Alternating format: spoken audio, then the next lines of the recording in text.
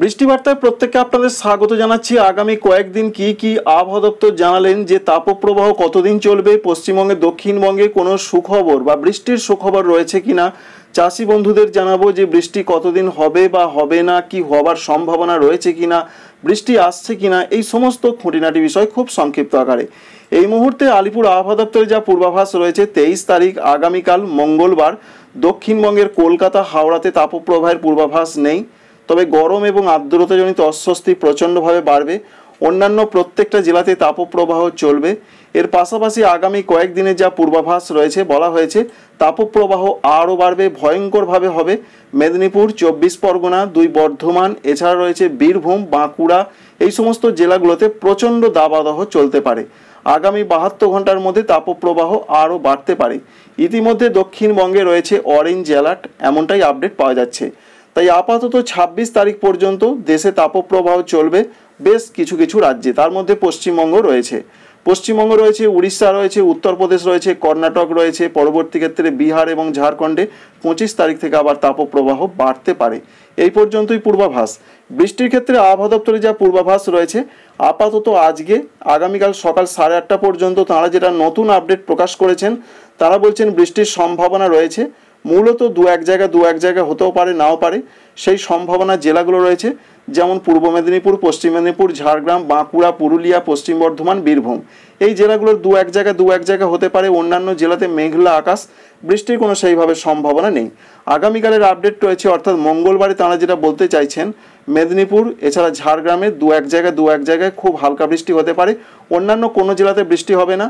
23 তারিখের পর থেকে 24 তারিখ থেকে দক্ষিণবঙ্গে 26 তারিখ পর্যন্ত কোনো বৃষ্টি নেই, পরিষ্কার করে জানিয়ে দিয়েছেন আলিপুর আবহাওয়া দপ্তর। অবশ্যই 22 এবং 23 এই দুটো দিনই ক্ষীণ একটা সম্ভাবনা রয়েছে, যেটা আপনাদের জানিয়েছিলাম। তবে আমরা দেখে নেওয়ার চেষ্টা করব 27 তারিখের দিকে কোনো বৃষ্টি হবে কিনা। আর 27 তারিখে বৃষ্টি নেই, 28 তারিখে নেই, 29 তারিখে নেই, 30 তারিখে নেই, এবং মে মাসের 1 তারিখ থেকে একটা পরিবর্তন এলেও আসতে পারে দক্ষিণবঙ্গে, কারণ বৃষ্টির সম্ভাবনা আবার তৈরি হতে পারে আস্তে আস্তে।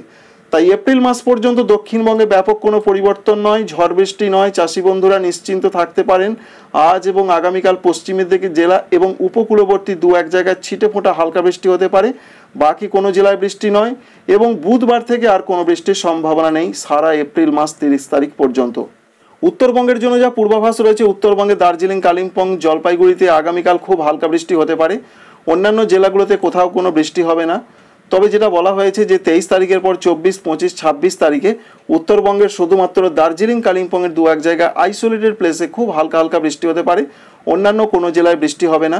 উত্তর দিনাজপুর, দক্ষিণ দিনাজপুর, মালদহতে 23 তারিখের দিকে তাপপ্রবাহের সম্ভাবনা নেই। গরম এবং আর্দ্রতাজনিত অস্বস্তি চরম আকার ধারণ করতে পারে, মানুষের কষ্ট এবং অস্বস্তি বাড়বে। 24 তারিখ থেকে পুনরায় ফিরছে তাপপ্রবাহ উত্তর দিনাজপুর, দক্ষিণ দিনাজপুর, মালদহতে। 24, 25, 26 এই 3টে দিন আবার উত্তরবঙ্গের নিচের দিকের এই 3 জেলাতে তাপপ্রবাহ চলবে। এটাই রয়েছে উত্তরবঙ্গের ক্ষেত্রে পূর্বাভাস। তাই এক কথায় বলতে গেলে দক্ষিণবঙ্গে আপাতত বৃষ্টি সেইভাবে নেই, বৃষ্টিই নেই, এবং 30 তারিখ পর্যন্ত কোনো সম্ভাবনা নেই। উত্তরবঙ্গ বৃষ্টি কমে যাচ্ছে, দু এক জায়গায় হতে পারে। 23 তারিখের দিকে তাপমাত্রা একটু কম থাকবে, যেমনটা আজকে ছিল। 24 তারিখ থেকে আবার 2 ডিগ্রি সেন্টিগ্রেড পর্যন্ত তাপমাত্রা বাড়বে।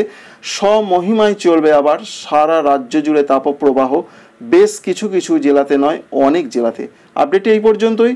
ভালো লাগলে একটি লাইক করবেন, চ্যানেলটিকে সাবস্ক্রাইব করে রাখবেন। Thank you friends, thank you for watching.